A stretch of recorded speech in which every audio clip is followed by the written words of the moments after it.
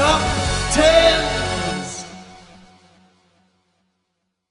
Hey everyone, welcome back to another Top 10.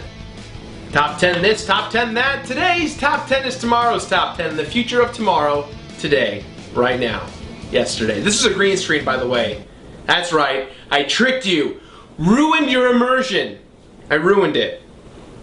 Top 10 immersion breaking games. That's not the top 10. What if there was top 10 green screen games? I want that top 10.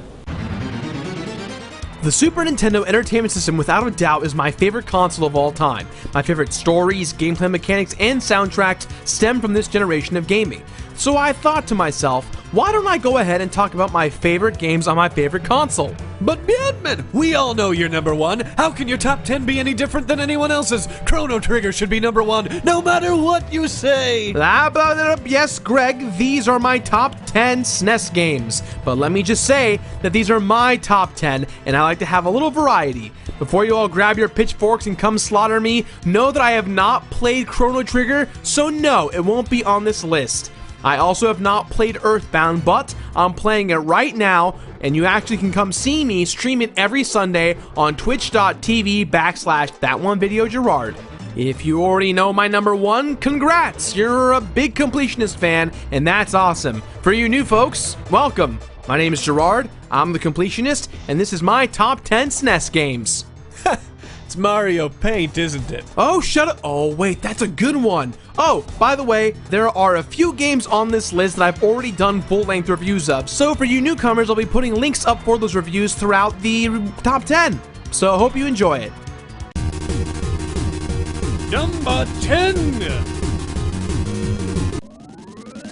The genre of side-scroll beat-em-up is one that's pretty strong on the Super Nintendo, and an instant fan favorite is TMNT 4 Turtles in Time. But one that started it all for me has to be Final Fight. Don't get me wrong, TMNT 4 is a fantastic game, it really is. In fact, it's actually way better than Final Fight. I went back and forth with swapping Final Fight and TMNT 4 quite a lot. Final Fight reminds me of all the horrible goodness of playing that one-player beat-em-up. The horrible sounds the characters make when you beat them up, the hilariously overpowered or underpowered weapons, and the different available food lying around just in the streets. Not to mention the most fun staple of fighting enemies off-screen through consistent fisting.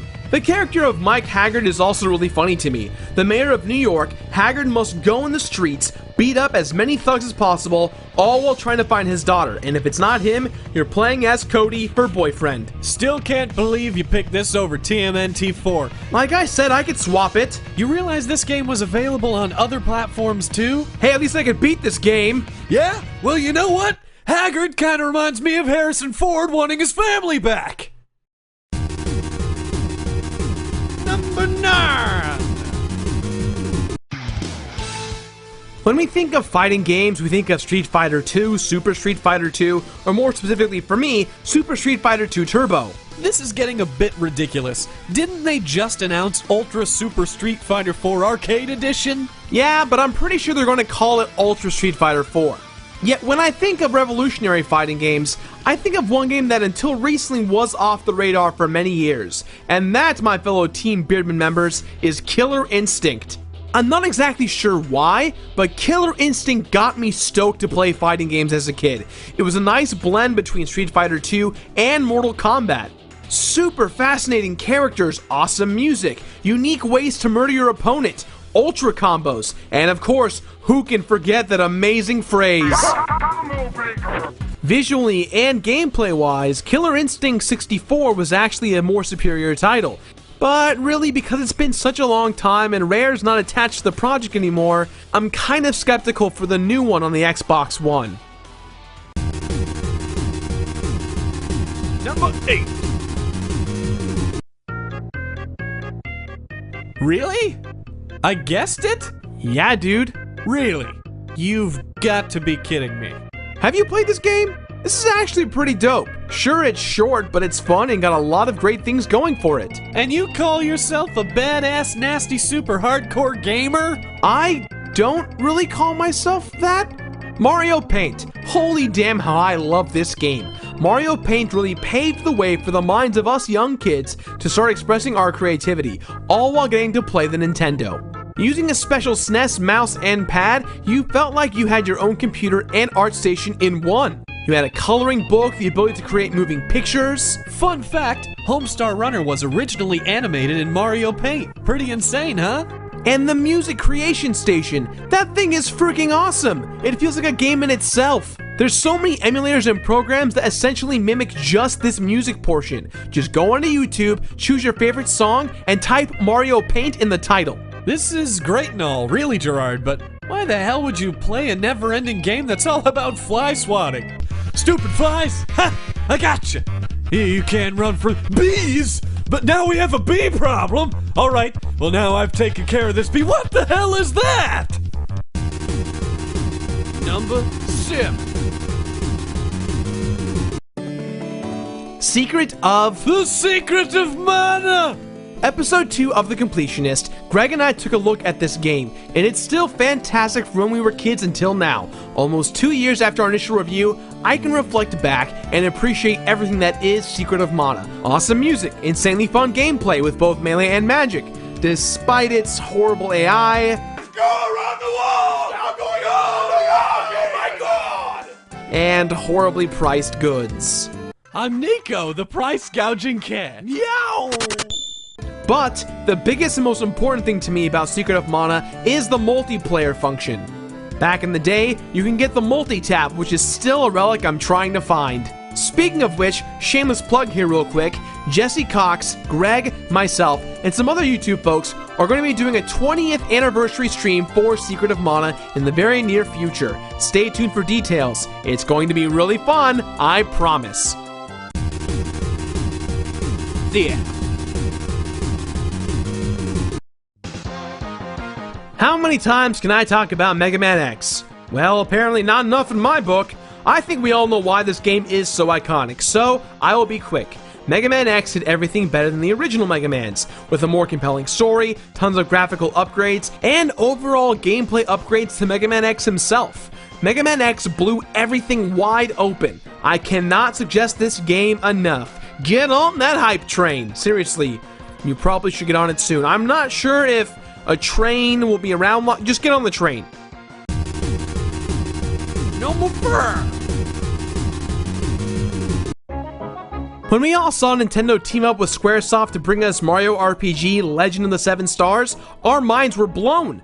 This was one of the last games released during the lifespan of the Super Nintendo, and it's probably one of the best looking. Hardware limitations aside, there is a ton of content.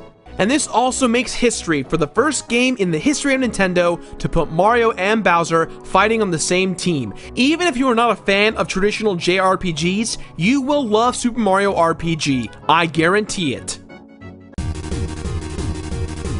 Number 4. Super Metroid is fantastic. It's a completionist delight. Right now, we're actually playing on it on our Let's Play show, Super Beer Brothers, enjoying all the sequence-breaking possibilities, and just having fun admiring all the design that went into the game. See, Super Metroid gets how to challenge the player, pushing you to your limit and figuring out how to traverse through all the different locations on planet Zebes. Zebes.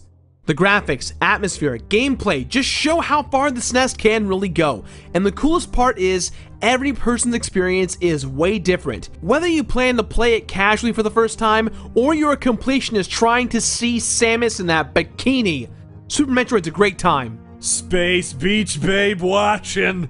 So a lot of people ask us here on the show why we always refer to the "why didn't you save the aliens" joke, and what it's really talking about. Well, when we did our review on ScrewAttack.com, amazing site by the way, I promised I'd complete the game in under 3 hours 100%, but apparently there are these aliens you can actually save. It does not add to your percentage or anything else, but rather just a tiny animation of them flying away after you finish the game. Now if you saw the YouTube version of our review, I fixed that mistake by simply reloading my game save from the last save point and just made a simple detour. It literally took less than a few moments. Doesn't change the fact that you didn't save him. But all I had to do is, you know what, just screw it, we're moving on. Screw attack it? Can I have my money for saying that now? 3! The Legend of Zelda: A Link to the Past is my absolute #1 Zelda game. Sorry for those of you who wanted a top 10 Zelda games top 10, cause, well, there you go. The reason why it's my favorite is because, well, it's one of the first games that came with my SNES, and I loved every second of it. Visually, it rocked my socks off, bringing a massive upgrade when in comparison to the original. And a lot of us were really happy that this was not like Zelda 2. A lot of the music from A Link to the Past ended up being the trendsetter for future Zelda games. And this to me feels like the tightest Zelda game in regards to gameplay. I don't know, I feel like I'm just a broken record at this point. Well, that's because we've already reviewed a bunch of games that are on this list. But the next two, we have not reviewed. What? Number 2. Okay, Final Fantasy III, or as we know it today as 6. I can't fathom how much I'm about to fanboy over this game. This game made me want to become a filmmaker at a very young age. My first time experiencing this game was like anyone's first time experiencing Star Wars. From start to finish, a unique, life-changing experience. In my opinion, Final Fantasy VI has one of the most fascinating stories, if not the best on the Super Nintendo, if not one of the best in all of gaming history.